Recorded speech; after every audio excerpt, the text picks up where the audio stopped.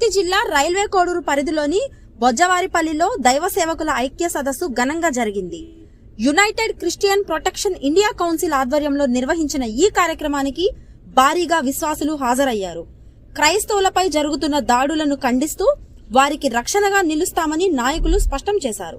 ఈ సందర్భంగా ఐక్యతతో ముందుకు సాగాలని పిలుపునిస్తూ సభ ఉత్సాహభరితంగా కొనసాగింది. బొజ్జవారిపల్లి వాటర్ ట్యాంక్ నుంచి చర్చి వరకు నిర్వహించిన భారీ ర్యాలీ ఆకట్టుకుంది. బ్యాండ్ మేళాలతో అతిథులకు ఘన స్వాగతం పలికారు. సభలో పలువురు ఆధ్యాత్మిక నాయకులు ప్రసంగిస్తూ సమాజంలో శాంతి సహనం పెంపొందాలని కోరారు.